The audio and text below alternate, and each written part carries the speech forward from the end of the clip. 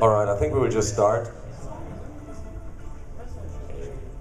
Okay, we didn't, between like the two conventions we're running, we didn't have time to prepare like a massive PowerPoint presentation or some other thing, but we also think this is probably just boring for you guys. So we will talk a little bit about what we do on the team, talk a little bit about general community, what our philosophy is for Guild Wars 2, and then we basically open it up the floor if you guys have any questions about the dark art of community management. And if not, great. But if you have questions, we will try to answer all of them. So first, let me introduce the team. With me are my lovely colleagues, Regina Buenaobra and Stéphane Presti. And I'm Martin Kerstein, and I'm the lead of the community team for ArenaNet. So I think we start by introducing, like, Regina, what are you actually doing as part of the Guild Wars community team? So in the Guild Wars community team, we all kind of have specialties, and I'm mostly focused on social media. So our Facebook, Twitter, I primarily post on those, and on Facebook I moderate and I engage with the community there. I'm very focused on that. I'm also very active on our Twitter, and I also help maintain our YouTube channel. And obviously I don't make the videos, but I help maintain the YouTube channel. I manage our Flickr, and obviously I post on the forums as well, but social media is my focus. And I also do a lot of event management, like this convention. So I manage all of our staff here. I plan the events. I help with programming, like, for example, organizing all the panels that the panel track here. I talk to all the different teams and ask them, would you like to do a panel? What is the panel on? I get them all together. So I'm kind of a producer in a way, trying to bring people together to make events happen. But we all kind of do that. But we're all focused on different regions, so I'm sort of North America, and they're sort of Europe. Well, I'm the French guy in the company, so I talk to a lot of French people on the forums. I manage the French part of the community, but also the English one. I contribute to all the activities of the community team, also contributing to forums, stuff like that.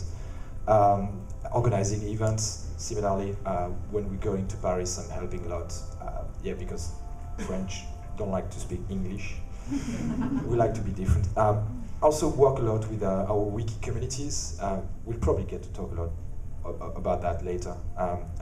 So get to help them make the wiki work, and get all their projects, help them for all their projects, provide them with stuff.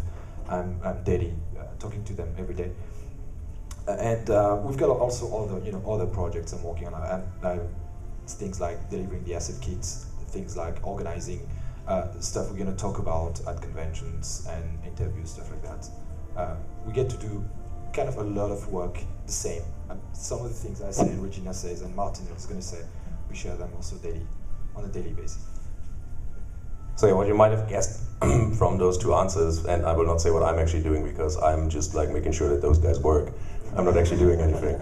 No, but one of the questions that we very often get is, so what does a community manager actually do, right? It's like, are you guys hanging out on the forums the whole day? You basically just read and then occasionally you post, and we never post enough.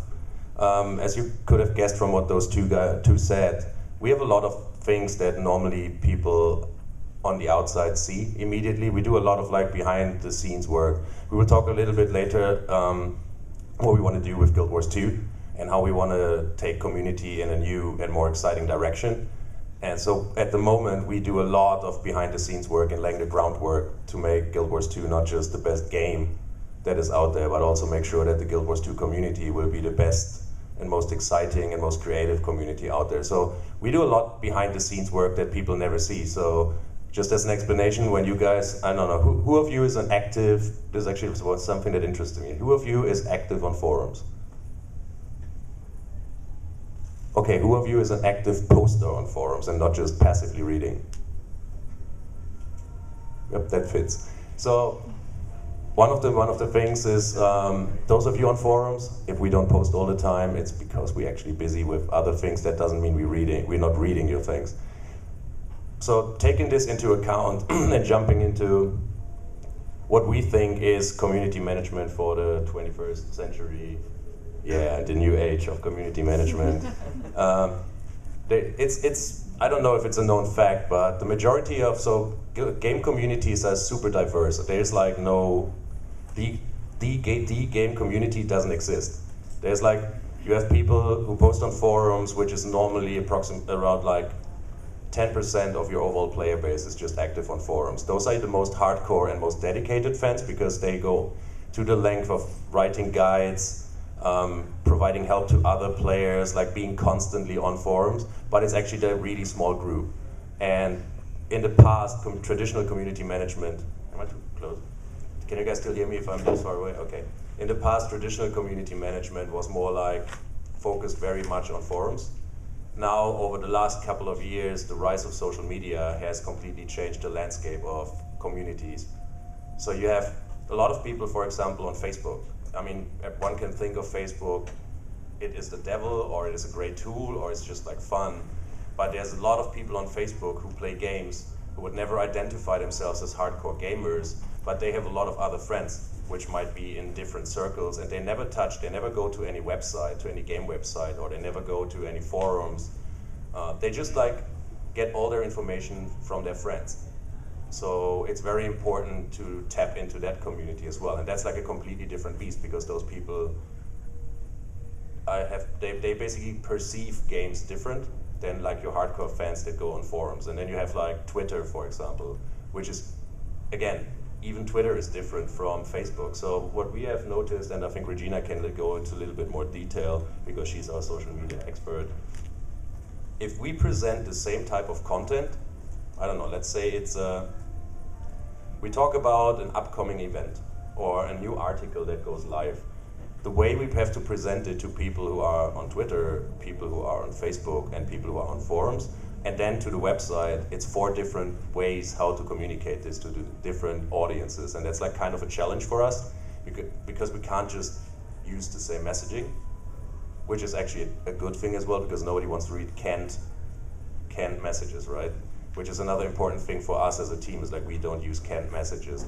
We rely totally on our credibility. One thing, even if you don't believe us, we never lie. We will never lie to you because our whole credibility is based on the fact that we don't bullshit our players.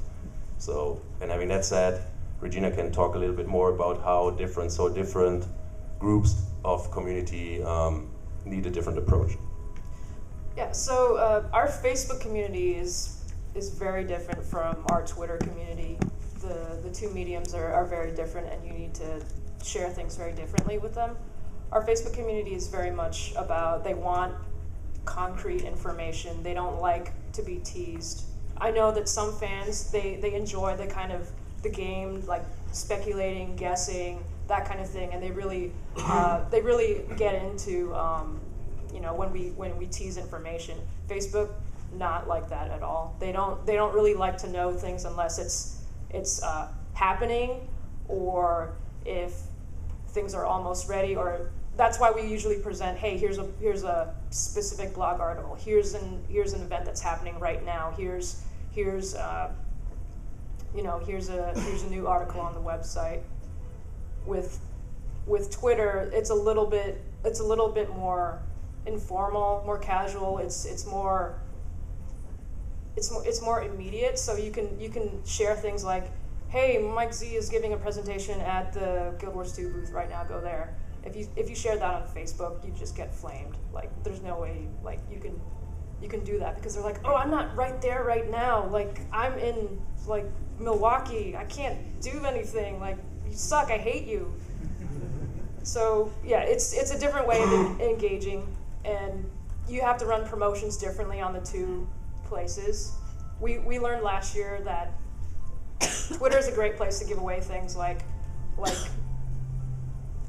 costume codes, first come, first serve.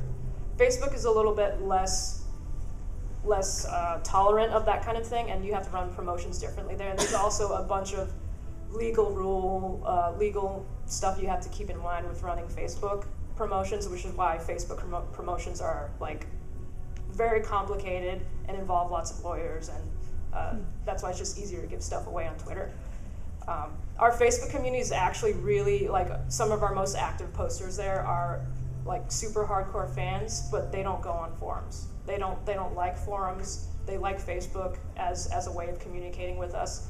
And over the past year, our core Facebook community has grown and it developed its own culture. Much like your, forum culture is all different. They all have their distinctive cultures. Different forums are different. Our Facebook community is also very different. They have their own in-jokes, memes and all that sort of thing. And they're just really cool people in general. So if you're not on Facebook, you should check it out. And if it's not your cup of tea, then it's not your cup of tea, because we have tons of different fan sites out there and blogs and stuff. Yeah, that is one of the things that will be core of what we try to do with community for Guild Wars 2. Is Guild Wars 1, we focused heavily on fan sites, like had this fan site program which was like tiered, but it wasn't really made to scale. And we expect great things from Guild Wars 2. Like, if everything works out the way that we love it, we will have millions of players playing our game, and it will be awesome. And that means we have to provide the means to communicate with the company and us through so many different channels and different forms that something as rigid as like our old fan site program is just not scalable. We can't really handle all this. And there's We're only 3 people. Well, there's like, so I asked you like who's active on forums, and I saw like it was a minority. It's like, who here writes for a blog? Okay, who here makes machinima or is interested in making in-game movies and other stuff? So wouldn't it be awesome if the people making machinimas under our old fansite program, you had never had a proper chance to like get recognized or get out in the open because you were just too small, which is a shame, because even though you're a super specialized community, but you're like a super valuable part of the overall Guild Wars 2 community. I mean, wouldn't it be awesome if you guys made this great in-game movie, like using the assets and the soundtrack, and it's absolutely fantastic, and we provide you with the means that the people writing blogs all of a sudden is like, hey, did you guys all see this awesome movie that the guys over there made? And then from the blog people, it's filtering through to the community, to the forum communities. So our goal in general is create like an ecosystem. We will basically be at the center, and we will try to provide all of you with the means to actually work together, because community is not about us telling people what they should do. Community is about you guys all work together with each other to create something totally awesome that is then great for like the global overall community. So it's not our job to be like, we like to call ourselves cat herders, but that's mostly when we talk about forums, but it's actually not our job, right? Our job is we should be there to enable you guys, every single one of you, to come up with something great that is like beneficial to the overall Guild Wars 2 community. And I stole the floor again, and one of the things where we can achieve that as well is it's a completely different beast of community is wikis. And we have Stéphane as our wiki specialist, so you can talk a little bit how it is to work with wikis and how wikis can help with being integrated into the game, or how wiki communities can help out with all the other stuff we want to do. Yeah, I think wikis are actually a great example of that philosophy, and it started a long time ago, even before I was at the company, where players simply created the wiki, and they all gathered together resources and the power of the players to create this site where they would update stuff. They would just gather all these resources from all over the place and put them in one place, and the company realized that and hosted the site, and we created the official wiki and the official Guild Wars 2 wiki, and I deal with that every day. It's absolutely amazing how it's like someone from the wiki told me it's like ants. It's a colony of ants. They basically, all of them are doing a little work, and it's exactly the same with communities, forums and fan sites. They're all little ants doing their job and all working together. And I think that's also a lot of the things we want to try to empower the people. They're going to do something. What we hear is like to help them go further, talk to each other sometimes. I mean, it's even funny. We have these two big communities in the wiki, Guild Wars and Guild Wars 2. Sometimes they don't talk to each other. And so sometimes I try to do that work to hook them with the right people in different places. We hook them with different resources when they need them. And it's pretty much the same with fan sites. When they need interviews, stuff like that, we're the link between the studio and the fans. And I think in this really idea of the 21st century of community management is also give the power to the communities to actually do the work. I had a couple of opportunities in the French community to simply put in contact some people together, and something came out of that, where they created something. Because someone had one resource or a developer, and someone actually could write about the content, knew the game better than the developer, and they could do stuff together. And these tools also expand. Each community is special. The French are not the best well known for sharing their content internationally, but you can also already see a trend in the French Guild Wars community about they provide now interviews in English. These tools, they had this great tool for creating Guild Wars 2 skill bar, and they made an English version of it. And so we really want these communities to talk to each other, provide them the help they need, and move to the future of what this big Guild Wars 2 community is going to be. Yeah, another like good example of this collaboration is just coming out of Gamescom is, I don't know who of you saw it, but War Tower, which is basically the biggest German Guild Wars fan site.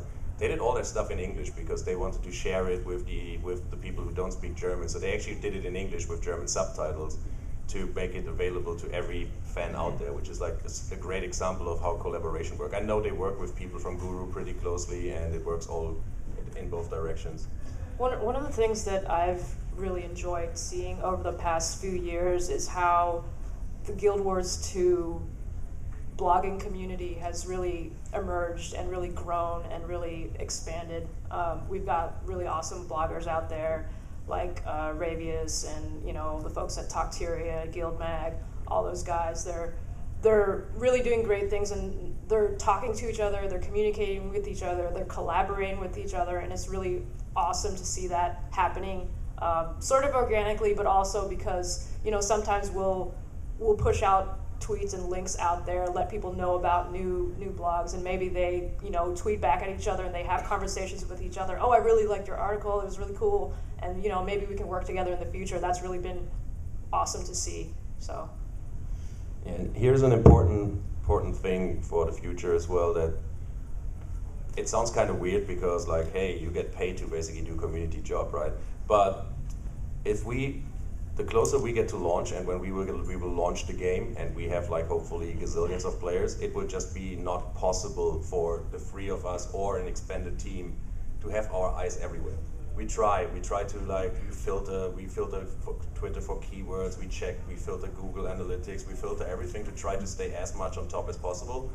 But it's just, there will be way more awesome content coming out of the different communities than we will ever be able to see. So as part of this whole organic process, and basically the community working together, will be that we will rely on all of you to tell us like, hey, have you guys seen this awesome video over there? Like, hey, are you aware there's this new blog that just emerged, and they are specialized on char thieves, but they have like so they might be super specialized, like this new necromancer blog, for example. They might be super specialized, but they provide high quality content, which is very valuable to everybody out there. So we will just this is the one thing you have to take away from this forum.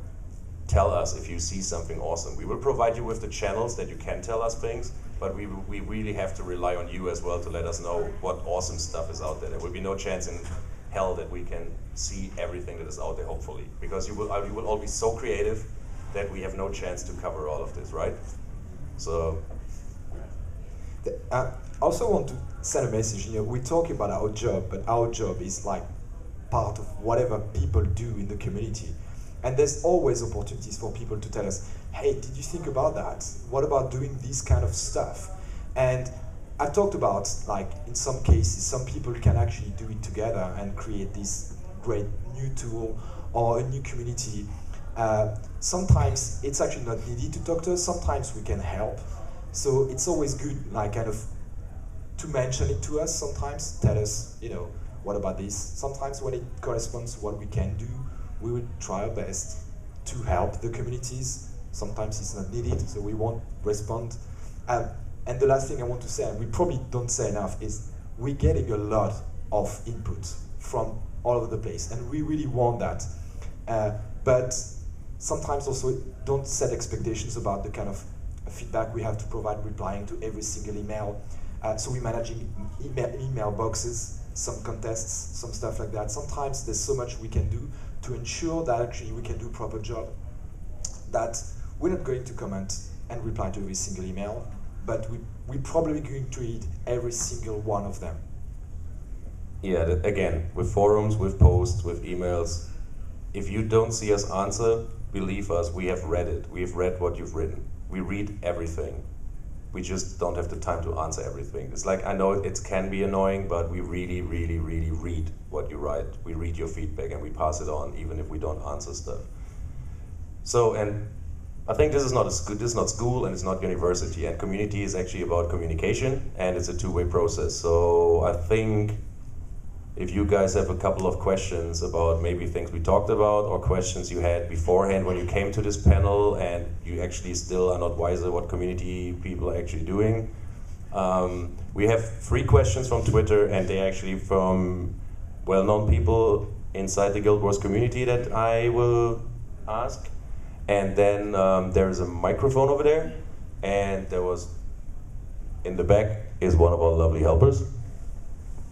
And he will then call you forward so you can ask your questions. So, who wants to answer this one? It's from user Grant, and is, how is your job different before and after a game ships? Oh, that's a good question. Martin, why don't you start? All right. Well, you've been there since like Nightfall. Yeah, I've been doing this since 2006. So, it's the main difference is when I started, Prophecies was already out there, and we were ramping up to release Faction. So I basically joined the team in Europe. I was working for NCSoft in Europe on Guild Wars before I came over to Seattle. I think I was on my job for like 3 weeks, and then Jeff Strain came to the European office and was like, we have a press tour in Germany and I need a German. And I was like, okay. So the first thing I actually did was like go on a press tour with Jeff Strain. That was like pretty stressful. So in a good way. I think I still have my job, so it wasn't too bad. The main thing is, like I mentioned, now that we are in the pre-launch period, is that we have to do a lot of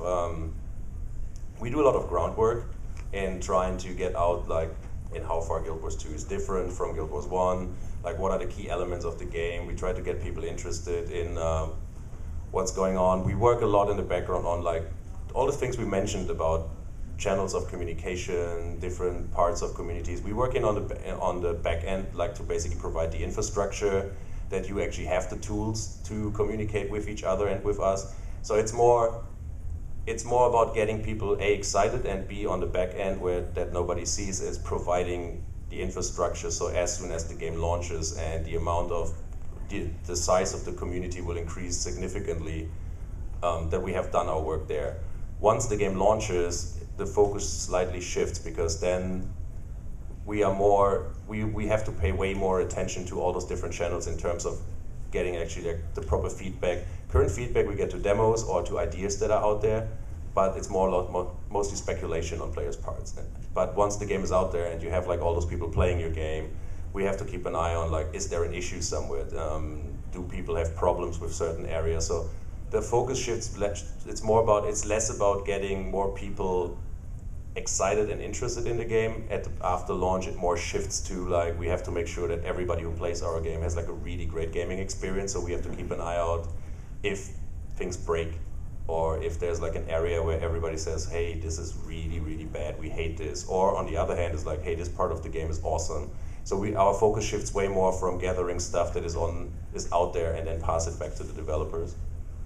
The difference in how the community is acting between If you all remember, we spent a little bit of time, we went dark. We started developing Guild Wars 2 a few years ago, and for a while you didn't really hear anything.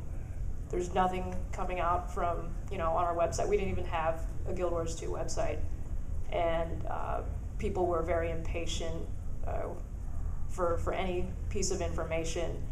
They'd already played the original Guild Wars to death, or they were working on completing higher, more hardcore achievements. So they played all the content, and they're kind of spinning their wheels, and that's a very difficult time between the fact that we announced the game, which is very, very unusual in the industry to announce the game right before you're developing, or right as soon as you start developing a game. Usually that doesn't happen. Usually you're doing it in the background. The developers are creating the game in the background. No one knows about it, and then boom, your PR, your marketing machine starts up.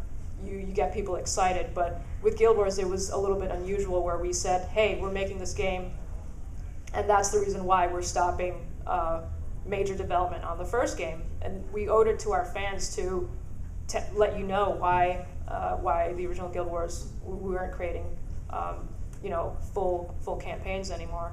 And that's kind of a tough in-between period when you've gone dark and before your marketing for the next game comes out, because fans are really super impatient, and they're like, it's never going to come out, it's gonna take forever, it's Duke Nukem, it's vaporware, like every other day back in 2007, 2008, 2009, vaporware, it's never gonna come out.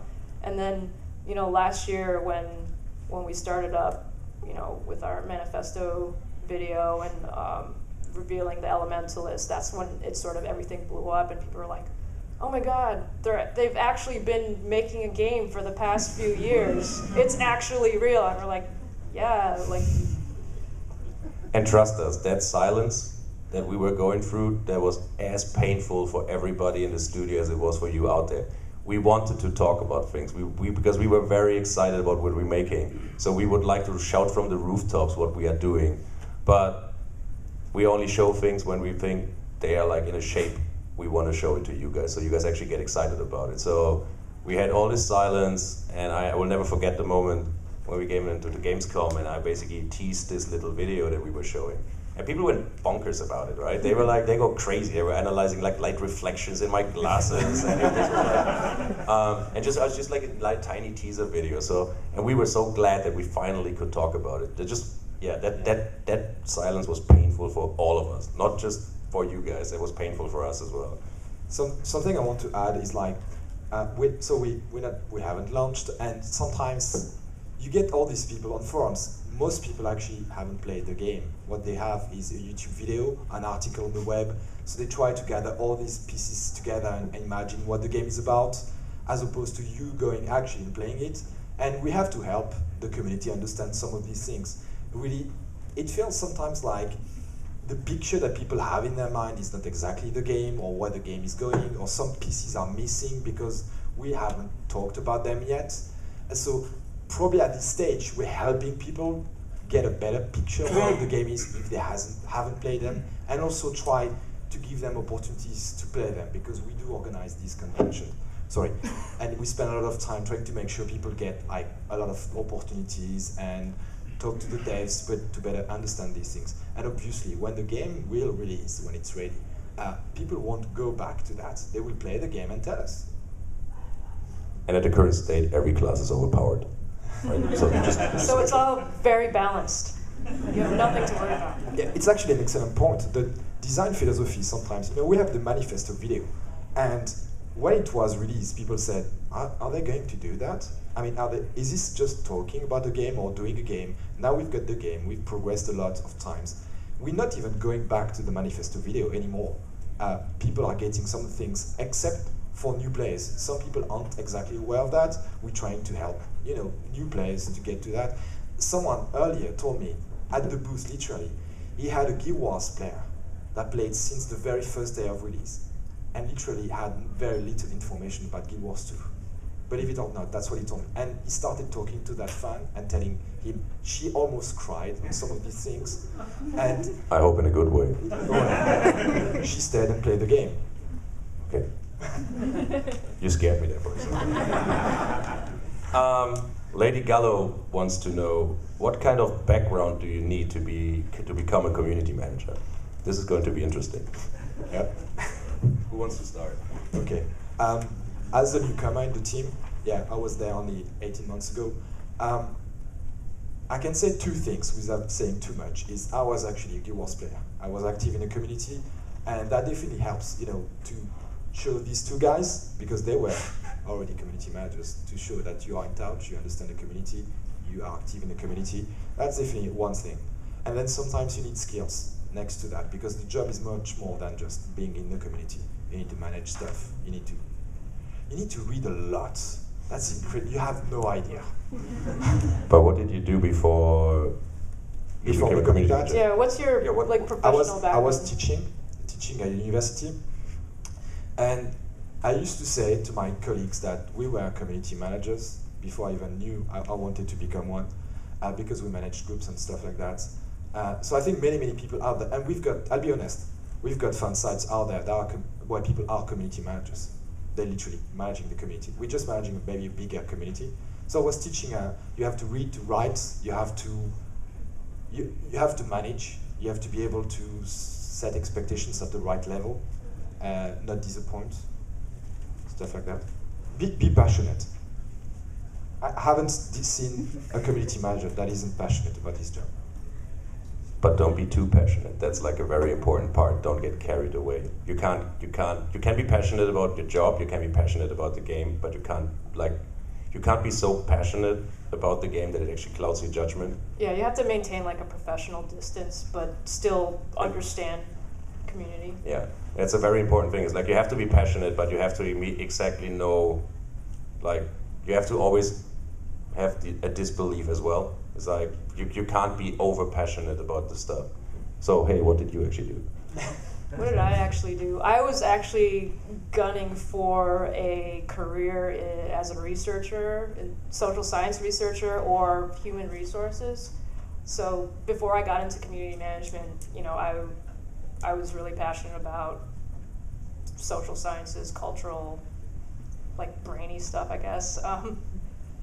And I was working at a lobbyist in Washington, D.C. I'd also done an internship at the European Commission, the delegation of the European Union in Washington, D.C. So very, very different from the video game industry, a lot more straight-laced, a lot more formal.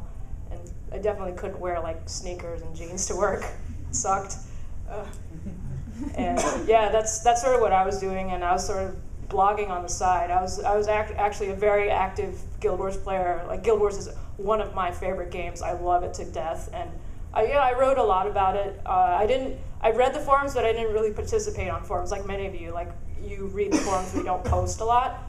So for me, blogging was a way to kind of have my own voice and put my own views out there without sort of my views being sort of a part of a discussion and getting kind of drowned out in the comments thread or in the forum thread. And through that, I got in touch with other bloggers. I made friends with other bloggers. This is like, they weren't Guild Wars bloggers, there's like general bloggers, and some of them were in the industry, some of them weren't, but I just made a lot of friends, and somehow like someone read my blog and said, hey, there's an interview happening here about this thing, do you want to apply? I was like, okay. And then that's kind of how I got into community management, just by as I was blogging, I was actually building a portfolio. I was building a resume, because my work was out there in public for everyone to see. People could see, this is how you write, this is how I communicate, this is how, you know, I talk to people, or how I communicate my ideas. And I think that was important for people to see. And through that, I kind of got known by a couple of people at NCSoft, and that's kind of how it happened. yeah, now to basically put the nail in the coffin of like there's a straight career path to community management. I was actually studying English and movie science, or what is this? Film studies? Yeah, film studies probably. Like in German it's called something with movies. So I was studying that, and then basically my career advisor told me that I'm qualifying straight for unemployment with that study. So I basically got like a state-sponsored training course, and then I worked for 4 years as a Linux sys and network admin. So I was running web servers, I was running DNS servers, all that stuff. And while at that time I was actually playing Guild Wars and City of Heroes, and I got like good contacts to the German City of Heroes manager at that time, and I was pestering him all the time and like helping out. Like I was translating stuff for him and helped out on the forums. I volunteered a lot of things, and then I learned like, hey, there's an interview for Guild Wars community managers. Like, hey, I really love that game and I'm playing it. So I got like to this job by studying and then doing something in IT, which is completely different from everybody else.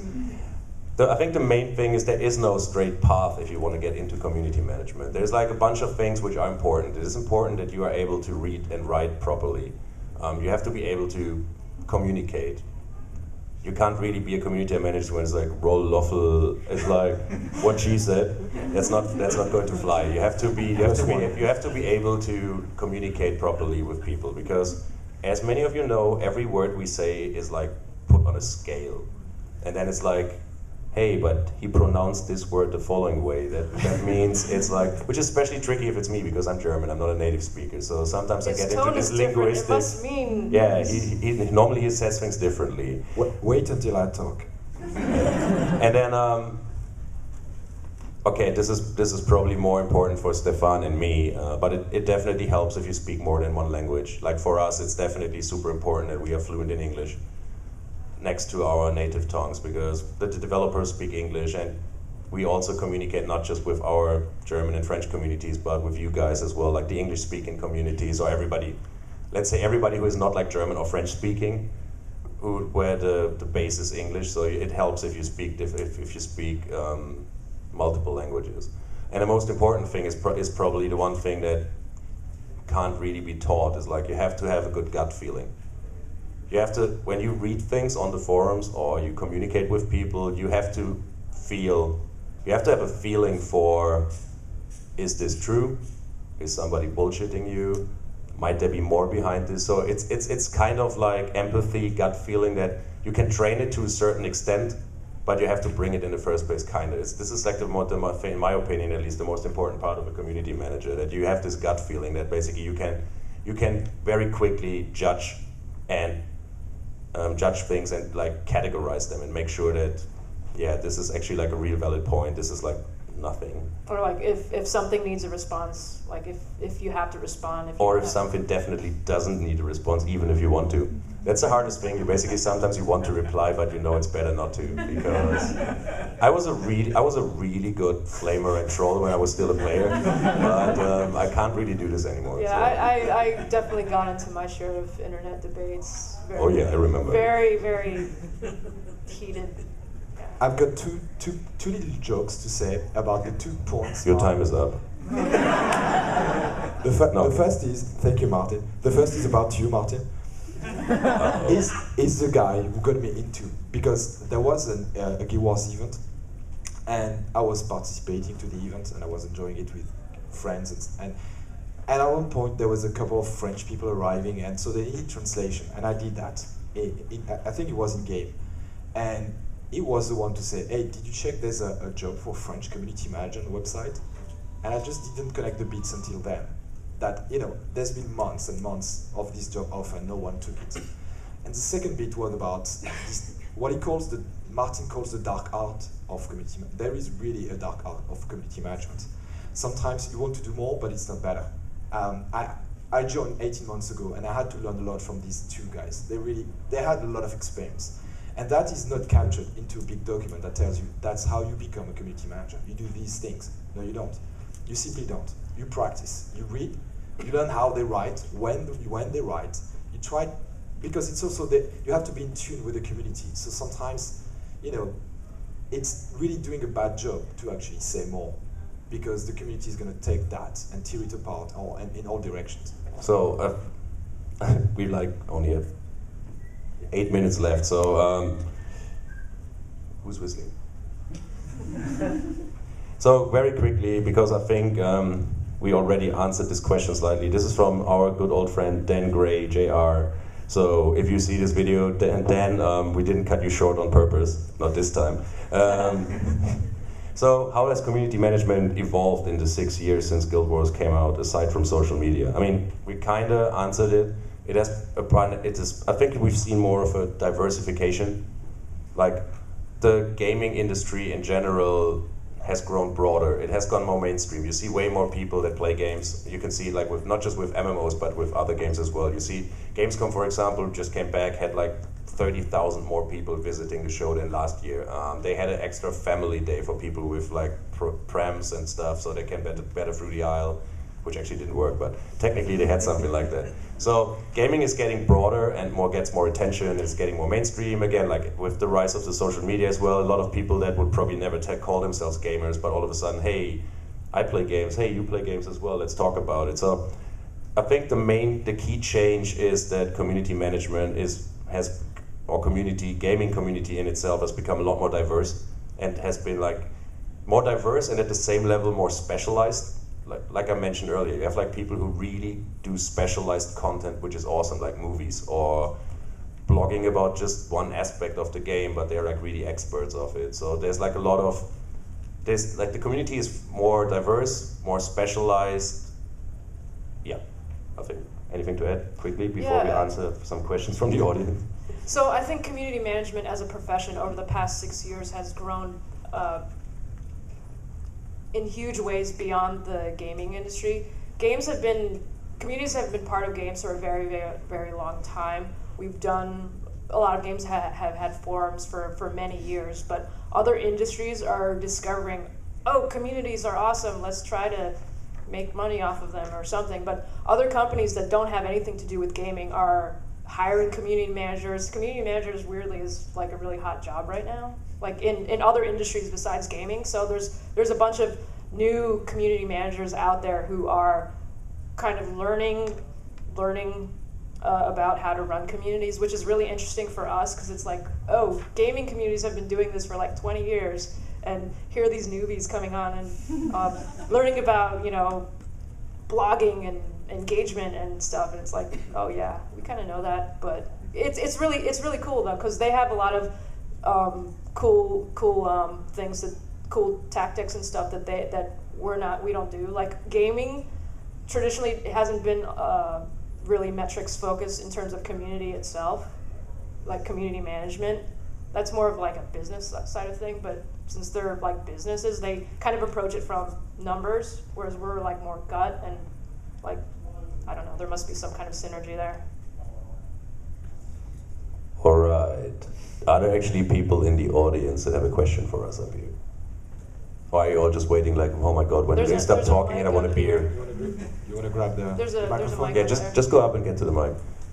By the way, before we open this up, let me just say like, thank you that all of you came out here. We were actually, when we made this plan for this panel, we were probably thinking that like maybe 10 people are interested in coming here. Yeah, I thought there would be like 2 people here. And like, so besides we are really, really happy like how many of you have showed up, and like, so it seems like community management isn't as boring as like many people think. So thank you very much for coming up. And now, Thank you.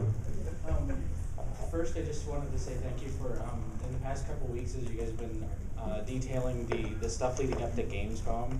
I've noticed a lot of different names from different parts of the company coming out, and kind of having had experiences with that, with transparency with different agencies. I've really appreciated that. We get to know different environmental artists' names and have them get a little bit of a voice, so I really wanted to extend that. I thought that was really awesome for the community to be able to have that transparency with the company.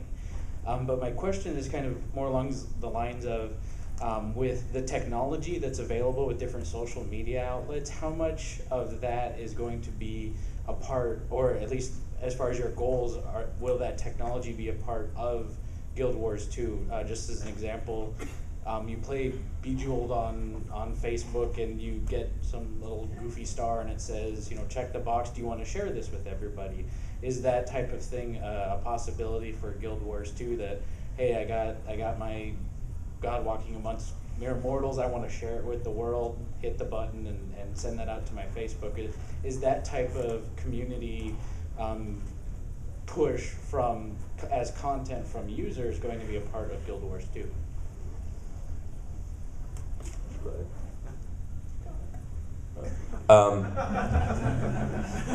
So the thing is, I like the idea. I can't actually tell you if this will be part of the game or not, because I don't know.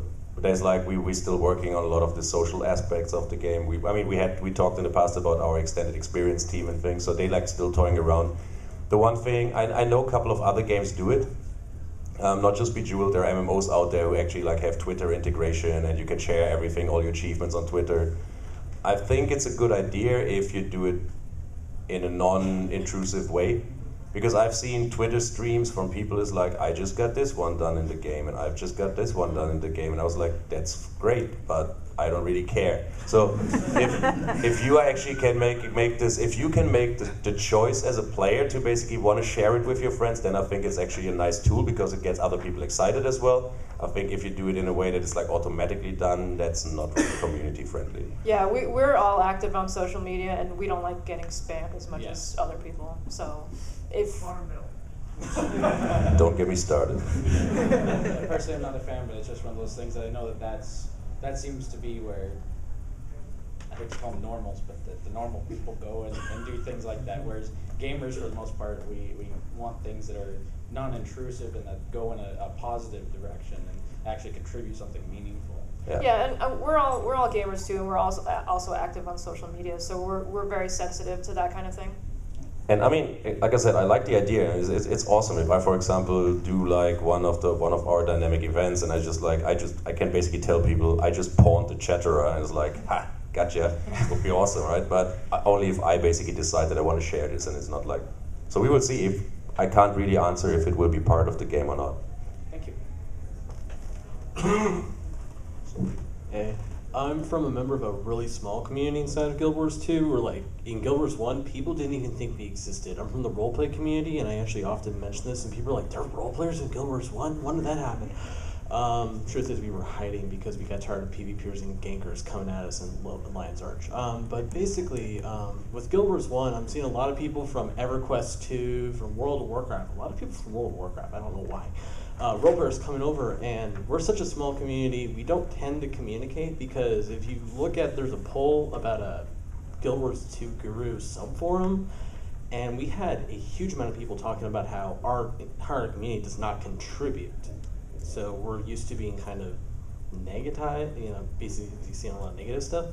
So we don't post a lot of our own blogs to you guys, which is probably our own fault for doing that. But have you guys ever thought about reaching out a bit? Because I remember one time, Gale Gray did that, but Guild Wars 1 really didn't do that. There was no connection. I mean, they did label PvE roleplay, so it was kind of hard for us to tell people that we actually act like a character rather than just killing a monster.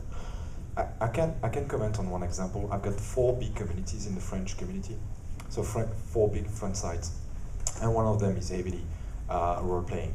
And 2 things. First of all, it's very hard for me to follow. They write a lot of stuff. They've got big sites, so it's really, really hard as a community manager to actually get deep into that. Except from understanding. Sometimes, yeah, they do get feedback to us. And the second thing I've noticed is like role players actually enjoy role playing. They don't enjoy anything else. And so when they hook together and they do the role playing, that's when the things are happening the most. Not because we provide the game, as you said, like some people didn't know people were role playing in Guild Wars because they didn't need to know. Because the role players actually doing that stuff together. That fan site actually spawned another role playing fan site because these guys felt they didn't have the tools to do it. And suddenly this new fan site had the tools to do it. And everyone went there. The French players are currently gathering together. So I perfectly understand your perspective. I was a role-playing game, a role player. I was doing a lot of stuff. But I think it's never forget, it's a video game we're providing. But we're not closing doors. People experience the fun they want in Guild Wars and Guild Wars 2, but sometimes like there's not necessarily a need. In particular from community management, there isn't necessarily a need to try to help that activity necessarily. Apart from when they come directly to us at trade shows in particular, we had a lot of time, a lot of fun with some of these role players during trade shows. A lot of people think that role playing is just standing around doing things. In the guild I'm part of, we actually we play the games just in character. So yeah, let me elaborate a little bit on that. It's not like we're not reaching out to those people. It's just like from a technical tools perspective, there's like little things we can do. I actually disagree when people think that role players do not contribute to a community, because role players normally write a lot of like fan fiction as well, and provide a lot of like funny lore bits and pieces where they take our stuff and then like expand on it. So I totally disagree with the view that role players do not contribute to a community. If it comes to like us reaching out, sure. I mean, if you want to share the stuff you do with the rest of the world, we will be glad to provide you with a channel to do that. Just from a mechanics perspective, it's kind of hard to reach out to role players because we only have the game at our disposal. So, and let's put this out there. This is my personal opinion. It is not reflecting ArenaNet's opinion. I think role play servers are a really bad idea. I actually completely agree with you. So, because roleplay servers have all this stuff like, hey, you get all this like weird customer support stuff about like this guy was out of character, or his name is like his like 2 digits of his name are not conform to our roleplay conventions. So, I really like role players, but it's like, so in my personal opinion, role-playing servers are a terrible idea from a management perspective. Yeah, enforcement, Yeah. The customer support overhead goes up just for roleplay servers. But having that said, we like role players, so we will be happy to have you in our game. I want to touch upon like one more thing that you mentioned earlier in terms of reaching out. I would challenge you guys to reach out to us, because we can't be everywhere as much as we try to. We don't know all the niche communities out there, so we don't bite. So just tweet at us, email us, whatever. IM us. Like I'm on IM all the time. Just talk to us. My guild actually said hello to you guys a while back, and you responded. You probably don't remember that. I think the guy next to you, behind you, is like, just sorry, one point for you. We are running out of time. You sure? We're running out of I'm time. the last panel in here. Okay. But Karen told me she's thirsty and she wants to have a beer, so Oh, okay. sorry. She has to lock the room. Well, I guess this question kind of swings on the opposite end of the spectrum. This month, for Guild Wars 2, you guys actually had a PvP for the first time, and I got thwomped, and probably I'm blamed for the rest of my team being thwomped. But I noticed that as the games progressed, everyone was watching on the big screen, what they were doing, and everyone was saying, okay, that guy, that's what these teams do, that these guys man the trebuchets and stuff. I was wondering, do you think that you're going to see a really giant jump in PvP? Well, there's MMO players, and then there's PvP players, which are basically in there and they treat it like a sport. Do you think that now that can of worms is open, that you're going to see a lot more people looking at more competitively, saying, okay, this is what they do in PvP. This is what they're good for there, and the rest of the game, yeah, it's fine, but this is what they're good for in terms of what we want to do with it, PvP. I totally hope so. I mean, the reason why we came not out first with PvP is like a lot of people still have this misconception that Guild Wars 1 is a PvP game. Yes, Guild Wars 1 has very strong PvP, but Guild Wars 1 also has like a huge amount of PvE content, right? And Guild Wars 2 is the same. We have this massive world. It's like open. We have all our dynamic events, the personal story, like all the bits and pieces that make the game. And yes, we will have PvP, and our PvP will be awesome as it was in Guild Wars 1. And we totally want to take it into like on the esports level as well in terms of competitiveness. So hell yeah, hopefully after we showed our PvP, we will get an influx of like really, really dedicated hardcore PvP players who want to take it to the next level. At least that's my wish. I like PvP. And if PvP is the only thing they want to play, that's fine with Yeah, us. that's the philosophy of our game, right? You can play our game the way you want. If you hate PvP, don't touch it. I mean, we're not forcing it on you. Like, it's world versus world versus world PvP, which is outside of the normal game. It's competitive PvP, which is like outside of the game. We will never force you to do any PvP if you don't want to. If you just want to play PvP, that works for us as well, right? I mean, you're still enjoying our game, so we give you the choice of how you want to play the game. So, Thank you. Here's hoping for closed circuit tournaments, huh? yep. I've been playing since release, and I've played multiple online games also, and I could tell culturally there's a big difference when you notice that somebody doesn't play Guild Wars as dedicatedly, like just even in game chat, you can tell that they present themselves a different way. Often they're also flamers, things like that. But with Guild Wars 2, you're also going to be attracting a broader audience. I have a lot of friends myself that have expressed interest in Guild Wars 2 that never really got into Guild Wars 1. So how are you as community managers preparing for what potentially could be a broader cultural shift in your player base? So that is actually what we're hoping for, and look how all this stuff we talked about a little bit earlier in terms of like, why am I always talking? Okay, how we actually so we want to create this like base that broaden ourselves as much as possible to like, encompass all those people, because a lot of those people you mentioned, they might not have ever touched an MMO. Let me guess. Well, did it like WoW or something. And oh, okay. Their expectations are completely different. If Yeah. WoW forums, it's a little bit more maddening, a little more overly critical, things like that. You know. Yeah. No, we would be stupid if we not hope that like everybody out there wants to play Guild Wars 2. So if it comes to players from other MMOs that have like still the conception or perception of how a traditional MMO should be, we will hopefully help to educate them, and that's when we actually rely on like all our like fans that we already have, that they basically say, hey, no, actually in Guild Wars it works like this. But we also I had like a funny conversation at Gamescom with a guy who came up to me, and he was a professional Counter-Strike player. And he was like, oh yeah, I make money with playing Counter-Strike, and I'm really interested in your game. And I was like, oh man, that's awesome. You can check out our PvP, right? It's at the ESL booth. And he's like, no. I really, really enjoy your environments. I just want to like quest and like do like dynamic events. I just want to hang out. If I want to play PvP, I play Counter-Strike. So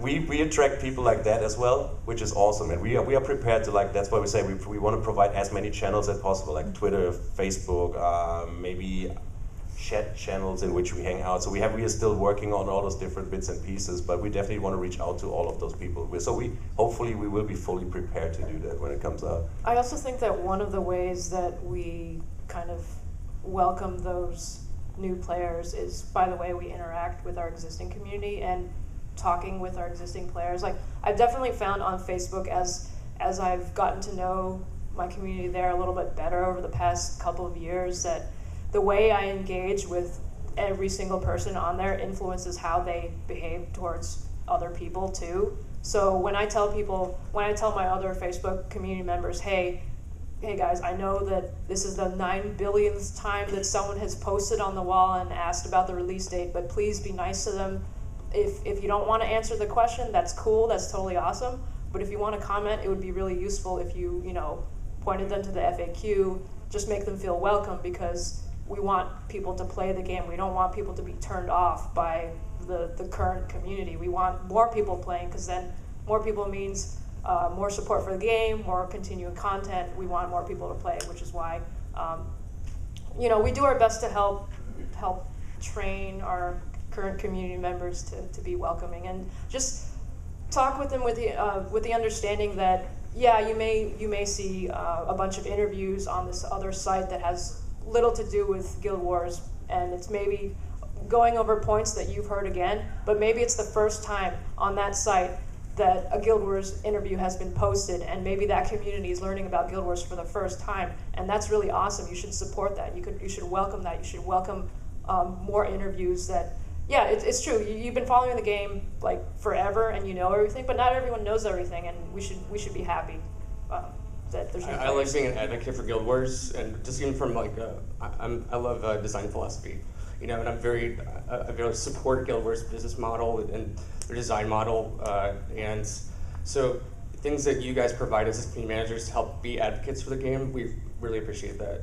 Helps us, you know, get into those heated debates with people and talk intelligently and convince people, you know, that it's not all black and white. So I want to go back to one thing Martin said earlier. We want to empower people. So we really want the people that actually have this knowledge to pass it on. You said culture shift. It's probably going to work both ways when people are going to educate others to actually what is the Guild Wars community, how it works, where is the information, that kind of stuff. Because sometimes it's just missing information. And sometimes it's just like, it's about the attitude also. But probably people are going to go by the example. As we do on forums, provide the example, and hope people are going to follow the example. And the thing about culture is that it's not top down.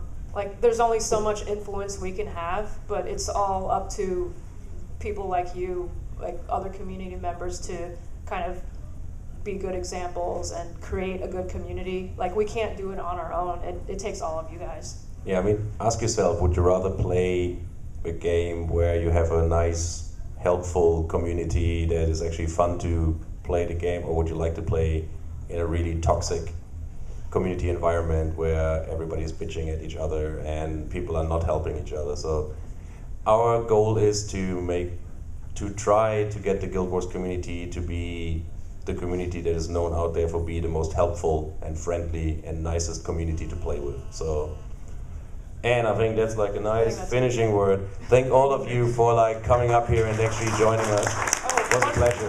One more thing. Oh yeah. Don't forget that we have our big panel in the Pegasus Theater tomorrow at 1 p.m. You can start lining up at 11:30. We're giving away Gritlock shirts to the first 500 people in the panel. And we're also randomly giving away 10 Char plushes. So tomorrow, 1 p.m., Pegasus Theater. It's in the Sheraton next door. And it's definitely worth it. Colin will be on it. Yeah. Yeah. And there may be a couple of surprises also during the panel. Yeah, I think Eric mentioned that they might tease a few guild features. Yeah. Oh, I have to watch that. All right, thank you all for coming. Have a great PAX. Thank you very much.